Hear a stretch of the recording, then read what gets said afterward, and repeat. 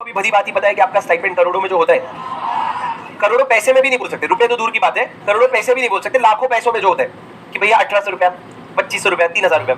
Sir पर big four में जाओ ना तो स्टाइपेंड बहुत मिलती है। 15 आई थिंक मेरा डेलोइट में था 10,000, 15,000 और 20,000। थर्ड ईयर में 20,000 था। अरे ओ, और नए डेलोइट में हम लोग पैसे बहुत सेव करते थे। डेलोइट, जब हम डेलोइट में थे आर्टिकलशिप में, तो हम लोग एक बहुत बड़े फ्लैट में रहते थे, 1 BK, 1 BK, 1 बेडरूम किचन, उसमें हम लोग सिर्फ 3 लोग रहते थे, एक बेडरूम किचन में। और रेंट हम लोगों को बहुत बचता था, क्योंकि हम लोग अगर ऐसा शेयर करते थे तो पर पर्सन हमको 15,000 रुपीज का रेंट आता था। 1 BK में रह के 15,000 रुपए का रेंट आता था पर पर्सन। और फर्स्ट ईयर में मेरी स्टाइपेंड कितनी थी? 10,000 रुपए।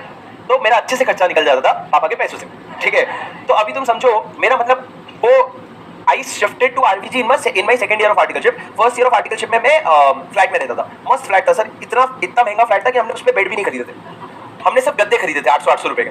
हम गद्दे पे सोते थे। 4 महीने के बाद हमने बोला अब टाइम आ गया है कि हम एक वो खटिया होता है ना, वो ले लेते हैं। क्यों पता है? क्योंकि वहां पे ना वो एक ऊपर एक टंकी होता था, अपार्टमेंट में एक टंकी होता था, और टंकी अपार्टमेंट के अंदर होता था। ऐसा नहीं कि सोसाइटी के ऊपर टंकी है, हर घर के अंदर टंकी होती थी ऊपर। तो उस टंकी को भरने के लिए सुबह 6 बजे पानी आता था। और it's been almost 27 years I am struggling to wake up early in the morning, almost now 27 years। तो आप समझो टंकी को भरने के लिए पानी सुबह 6 बजे आती है। 3 के 3 लोग जो हम लोग रहते थे, मैं रहता था, वो AR2 मैं बताता हूँ ना, रोहित सोनी, वो मेरे साथ वहाँ पे था क्योंकि वो भी डेलोइट में था। और एक और जो मेरा दोस्त, जो रांची में जो मेरा दोस्त था ना, वो भी मेरे साथ था। तो हम तीनों लोग रहते थे।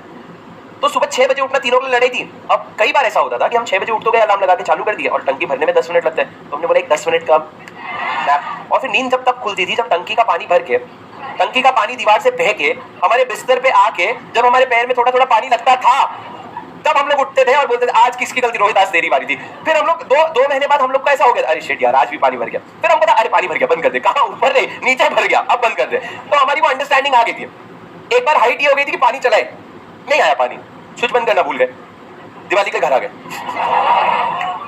अगले दिन पानी आया, फिर पानी आया, फिर पानी आया, पानी आया। एक दिन हमारे घर में, मतलब रूम में, मतलब नीचे से पानी भर गए, दरवाजे से पानी बाहर आ गया, और बाहर आके पूरे लिफ्ट तक पानी जब आ गया, तब जाके सोसाइटी वालों ने हमको कॉल किया, हमने फोन नहीं उठाया, और तब जाके उन्होंने हमारा पाइपलाइन ही काट दिया। बोले तुम लोगों को पानी अब से नहीं मिलेगा। तो बहुत मजेदार था। पर हम लोग जो है मतलब एकदम गरीबी, मतलब अल्ट्रा प्रो मैक्स गरीबी पे रह रहे थे कि भैया पैसे खर्च कर, क्या पैसे गरीबी क्या भाई, 15,000 रुपए दे रहे हो तुम, मतलब उस फ्लैट का 45,000 रुपए दे रहे हो। टेक्निकली वो एक चौल था जो रीडेवलप सोसाइटी थी। उसमें क्या होता है, वो नायक मूवी में दिखाते हैं ना, मस्त एकदम फ्लैट लेते हैं और फिर भाड़े पे देके भाग जाते हैं। तो वही चल रहा था सर। अब सर मेरे को ना शुरू से हमेशा से ये था कि मेरे को घर पे पैसों के प्रेशर नहीं डालने, क्योंकि ऐसा नहीं था कि नहीं देते थे, बस क्या जब भी पैसा मांगने का हिसाब मांग लेते थे कि 10,000 रुपए भेजे, खत्म हो गए, फिर 10,000, बोले पुराने 10,000। बोले अरे यार क्या भी मैं बैठ के हिसाब रखूं क्या? बोलते हाँ।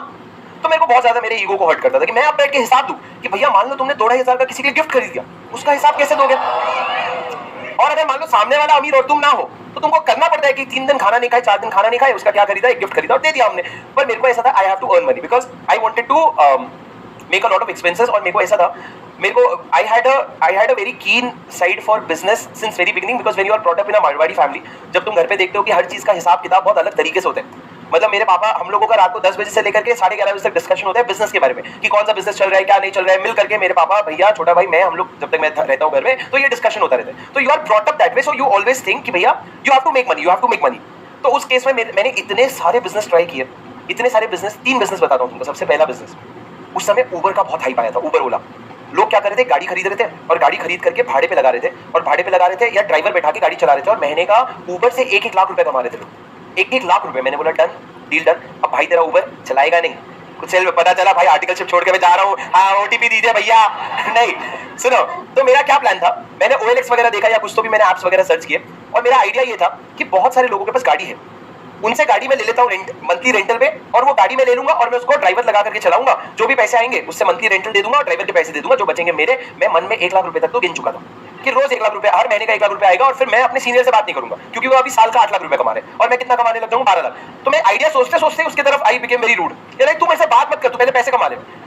फिर उसके बाद सर मैंने, तुम समझो, आई वाज 17, नो 19।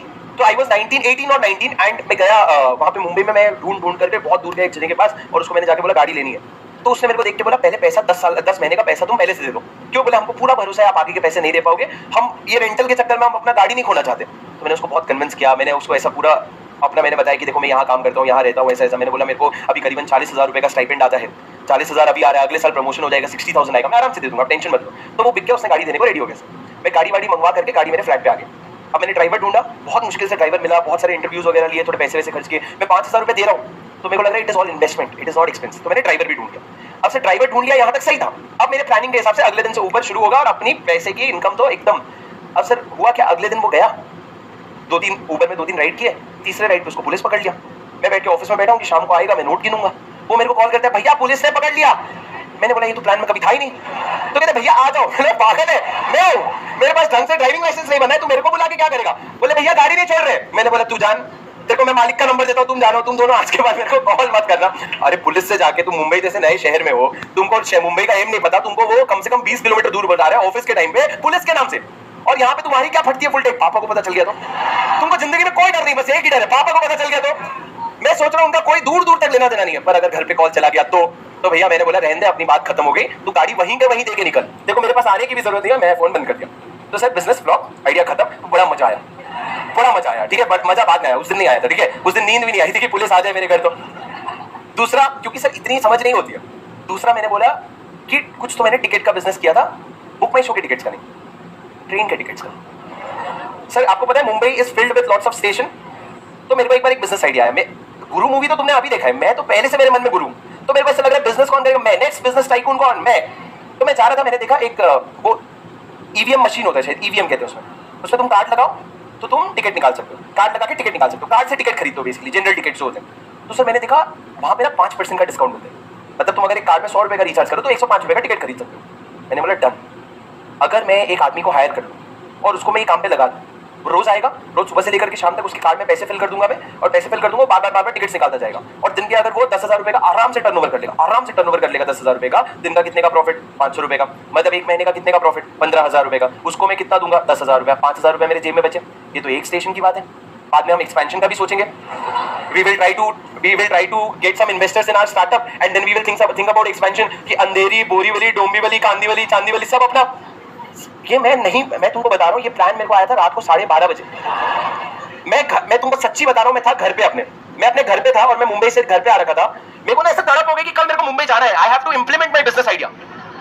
मैंने सर कॉल कर दिया, मैंने कॉल किया अपनी भाई को, मेरे भाई को कॉल करके बोला भाई आपकी कोई जान पहचान में है क्या जो ये टिकट्स बेचने को रेडी हो जाए, क्योंकि इतना ज्यादा वो नहीं आता है कि टिकट्स बेचेंगे। पहले मैंने सोचा कि मैं कर लेता हूँ, बाद में मेरे को समझ आया कि कोई देख लेगा ऑफिस वाला, शर्म, क्योंकि तुमको ऐसा लगा मुंबई शहर में अपने को जानता कौन है और अपने को भी तो स्ट्रगल स्टोरी बनानी है ना। तो मैंने बोला मैं करूंगा टिकट। फिर मैं उसके एक बंदा मिला मेरे को, मैंने उससे डील कर लिया, 8,000 में क्लोज कर लिया, उसको लेके गया, उसको मैंने पूरा प्रॉफिट सिखाया कि देख ऐसे ऐसे होता है, कार्ड ऐसे निकालना है, तेरे को बस टिकट निकाल के देना है। सर ये सब प्लान पूरा था और सब कुछ सॉर्टेड था, बस एक चीज ध्यान नहीं दिया कि टीसी आके हमको भगा दिया।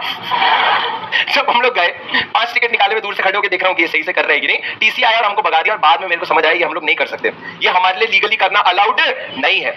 फिर से सर मेरा जो सॉलिड बिजनेस प्लान था वो फ्लॉप हो गया, पर गिव अप नहीं करते अपन, अभी भी अपने को स्टार्टअप और इन्वेस्टर ला रहे हैं। सर तीसरा और आखिरी मास्टर स्ट्रोक जो मैंने मारा, 5 मिनट में बता देता हूँ तुमको। सर बुक माई शो में उस समय पे एक चीज होती थी, बुक माई शो नया नया आया था, ठीक है।